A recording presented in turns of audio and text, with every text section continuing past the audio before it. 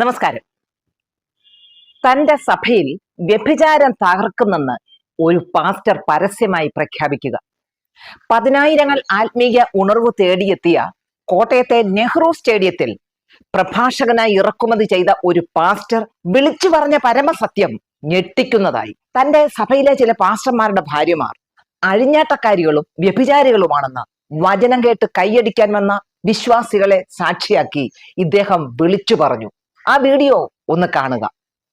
We have pastors whose wife ran away with associate pastor and came back and still church is growing. ബാംഗ്ലൂരില് ഞങ്ങളുടെ പല പാസ്റ്റർമാരുടെയും ഭാര്യമാര് associate പാസ്റ്റർമാരുടെ കൂടെ പോയി കുറച്ചു കഴിഞ്ഞപ്പോൾ അവർ തിരിച്ചു വന്നു. ഇതെല്ലാം നടന്നുകൊണ്ടിരിക്കുമ്പോഴും സഭകൾ വളർന്നുകൊണ്ടിരിക്കുന്നു. ഓരോ ന്യൂജൻ പാസ്റ്റർമാരുടെയും നാവ് പിഴയ്ക്കുന്ന സങ്കടകരമായ കാഴ്ച.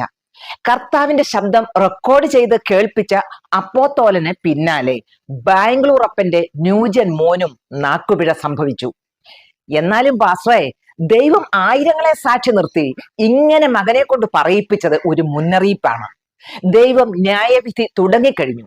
ഇവർ തന്നെ സ്വയം തുറന്നു പറഞ്ഞ് തങ്ങളുടെ നഗ്നത വെളിപ്പെടുത്തുന്നു. പാസ്റ്റർ തന്നെ മലർന്നു കിടന്ന് തുപ്പി. ആരും ചോദിച്ചിട്ടല്ല, പ്രസംഗിച്ച് ആത്മാവിലായപ്പോൾ പറഞ്ഞു പോയതാണ് അറിയാതെ. പ്രത്യാശോത്സവം അഥവാ സെലിബ്രേഷൻ ഓഫ് ഹോപ്പ് എന്ന പേരിൽ 4 നാളത്തെ പെന്തക്കോസ്ത് ഉത്സവമായിരുന്നു നവംബർ 27 മുതൽ 30 വരെ കോട്ടയത്തെ നെഹ്റു സ്റ്റേഡിയത്തിൽ. ഉദ്ദേശം ശുദ്ധമായിരുന്നു. IPCയെ നന്നാക്കാൻ നോക്കി തോറ്റു തൊപ്പിയിട്ട ഒരു നേതാവാണ് ചുക്കാൻ പിടിച്ചത്. സകല ന്യൂജൻ അൽഗുലിത്തുകൾക്കും വേദിയിൽ പ്രധാന സ്ഥലം നൽകി. അവർക്കൊപ്പം IPCയിലെ പ്രതിപക്ഷ നേതാക്കളും കൈകോർത്തു പിടിച്ചു. കാറിക്കൂകി തീ കത്തിക്കാൻ വന്നവർ കഠിനാധ്വാനം ചെയ്തെങ്കിലും സ്തോത്രകാഴ്ച പിരിച്ചതല്ലാതെ മറ്റൊന്നും സംഭവിച്ചില്ല. കടവും രോഗവും ദാരിദ്ര്യവും സങ്കടങ്ങളും ഒക്കെയായി വന്നവർ അതൊക്കെ വീട്ടിൽ തന്നെ തിരിച്ചു കൊണ്ടുപോയി. 3 കോടിക്കടുത്ത് ചെലവാക്കിയെന്ന് പണം മുടക്കിയ പാസ്റ്റർ R. എബ്രഹാം പരസ്യമായി പ്രസ്താവിച്ചു. കൊറിയൻ ടീമിന്റെ പട, ഹിന്ദിക്കാരന്റെ പട, ആഫ്രിക്കക്കാരിയുടെ ടീം ഒക്കെ ഫ്ലെക്സിലും സ്റ്റേഡിയത്തിലും നിറഞ്ഞു നിന്നു. കേരളത്തിന്റെ പല ഭാഗത്തും ആ ഫ്ലെക്സുകൾ അങ്ങനെ തിളങ്ങി നിന്നു. ആ വന്നവരൊക്കെ കുമരകം കണ്ട് ഹൗസ് ബോട്ടിൽ ചുറ്റി കപ്പയും കരിമീനും അകത്താക്കി സ്ഥലം വിട്ടു. ബാംഗ്ലൂരിലെ ബഥേൽ AG ചർച്ചിന്റെ സ്ഥാപകൻ പാസ്റ്റർ MA വർഗീസിന്റെ ഇളയ മോനും ക്ഷണിക്കപ്പെട്ടിരുന്നു. മോന്റെ പ്രസംഗം തകർപ്പനായിരുന്നു. പക്ഷേ വാ പൊളിച്ചപ്പോൾ ദൈവാത്മാവ് നാവിലങ്ങ് വിലസി. We have pastors whose wife ran away with associate pastor and came back and still church is growing.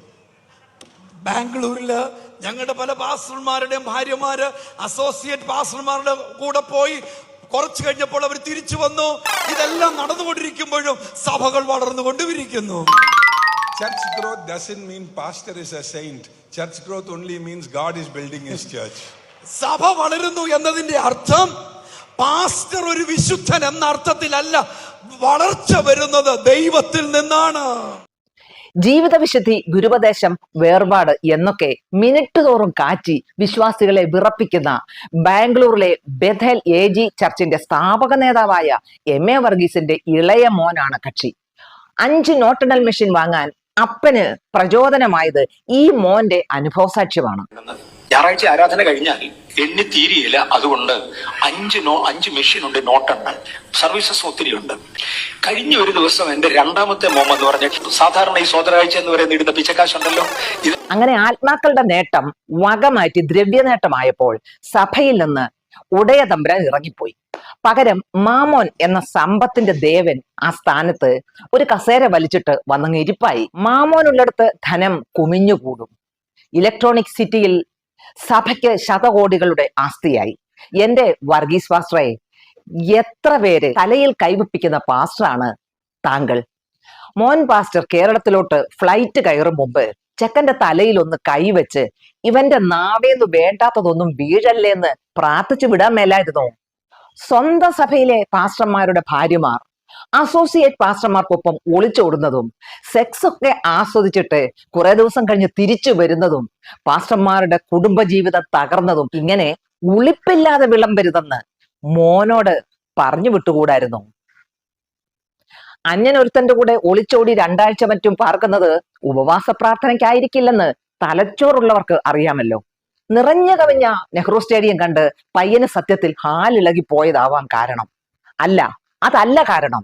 ഈ സഭയിൽ അപ്പൻ ഊതി വീർപ്പിച്ചു വലുതാക്കി പ്രദർശിപ്പിച്ചു വെച്ചിരുന്ന വിശുദ്ധ ജീവിതമെന്ന വലിയ ബലൂണിനിട്ട് പരിശുദ്ധാത്മാവ് ഒന്ന് കുത്തിവിട്ടതാ. മറ്റ് സഭകളൊക്കെ ഉപദേശ പിഴവുള്ളവരാണെന്ന് പ്രസംഗിച്ച് വീമ്പിളക്കുന്ന പാസ്റ്റർ വർഗീസിന്റെ സഭയിലെ വിശ്വാസികളെക്കാൾ പാപം ചെയ്യുന്നത് പാസ്റ്റർമാരും ഭാര്യമാരുമാണെന്ന് മകനെ കൊണ്ട് തന്നെ ദൈവം വെളിപ്പെടുത്തി. എന്നിട്ടും സഭ വളരുകയാണെന്ന് ഇദ്ദേഹത്തിന്റെ മകൻ ജോൺസൺ പ്രസ്താവിച്ചു. സഭയാണോ വ്യഭിചാരമാണോ വളർന്നത്? ഈ ഒറ്റ പ്രസംഗം കാരണം ആ സഭയിലെ എല്ലാ പാസ്റ്റർമാരും ഭാര്യമാരും സംശയത്തിന്റെ കരിനിഴലിലായി. മര്യാദയ്ക്ക് ദൈവഭയത്തിൽ ജീവിക്കുന്ന പാസ്റ്റർമാരെ പോലും കളങ്കിതരാക്കി. സ്വന്തം സഭയിലെ പാസ്റ്റർമാരെ നിയന്ത്രിക്കാനാകാത്ത തലവൻ എങ്ങനെ ആയിരക്കണക്കിനുള്ള വിശ്വാസികളെ നിയന്ത്രിക്കും, സഭയെ നിയന്ത്രിക്കും? ഇത് ആരും ആരോപിച്ചതല്ല. സഭയുടെ അടുത്ത നേതാവാകാൻ കോട്ടിട്ടിരിക്കുന്ന സ്വന്തം മകൻ തന്നെ പരസ്യമായി വെളിപ്പെടുത്തിയ സത്യമാണ്.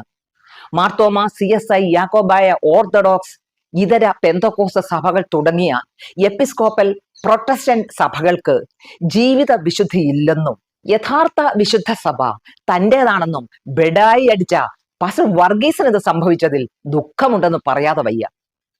അന്യഗ്രഹ ജീവികൾ ഭൂമിയിൽ ഇടയ്ക്കിടയ്ക്ക് സന്ദർശനം നടത്തുന്നതൊക്കെ പൊടി പൊടിച്ച് പ്രസംഗിച്ചത് ഞായറാഴ്ച രാവിലെ TV വെച്ച് കണ്ട് കോൾമയിർ കൊണ്ടവളാണ് ഞാൻ. ആഭരണം ധരിക്കുന്നത് പാപമാണെന്നും പെമ്പിള്ളാർ ജീൻസ് പോലും ഇടരുതെന്നും വിവാഹമോചനം തെറ്റാണെന്നും സ്വർഗത്തിൽ പോകത്തില്ലെന്നും പ്രസംഗിക്കുന്ന പാസ്റ്റർ വർഗീസിന്റെ സഭയിലെ പാസ്റ്റർമാർ കൂട്ടുപാസ്റ്ററുടെ ഭാര്യയെ അടിച്ചോണ്ടുപോയി വ്യഭിചാരം ചെയ്യുന്നത് ജീവിത വിശുദ്ധി പെരുകിട്ടാവും. സത്യവചനം പ്രസംഗിച്ച് സഭയെ നയിക്കേണ്ട പാസ്റ്ററും മക്കളും ദ്രവ്യാഗ്രഹം മൂത്ത് നോട്ടെണ്ണൽ മെഷീൻ വാങ്ങി പണം എണ്ണുന്ന തിരക്കിലായാൽ സഹപാസ്റ്റർമാരും ഭാര്യമാരും മതില് ചാടും. ആരും അറിയാതെ ഒളിപ്പിച്ചു വെച്ചത് പുരമുകളിൽ നെഹ്റു സ്റ്റേഡിയത്തിൽ പ്രഘോഷിച്ചത് മുന്നിലിരുന്ന ആയിരങ്ങളെ കൂടാതെ ഓൺലൈനിൽ തത്സമയം കേട്ടത് ലക്ഷക്കണക്കിന് ആളുകൾ. അതുകൊണ്ട് വ്യഭിചാരം മുറക്കി നടന്നോട്ടെ, സഭ വളർന്നാൽ മതി. പുതിയ ദുരുപദേശമാണിത്. പണം കുമിഞ്ഞുകൂടിയാൽ മതി. നല്ല മാതൃക. പാവം വിശ്വാസികൾ. ഇത് യൂട്യൂബിൽ ഇട്ടതിന് ആരും പരിഭവിക്കരുത്.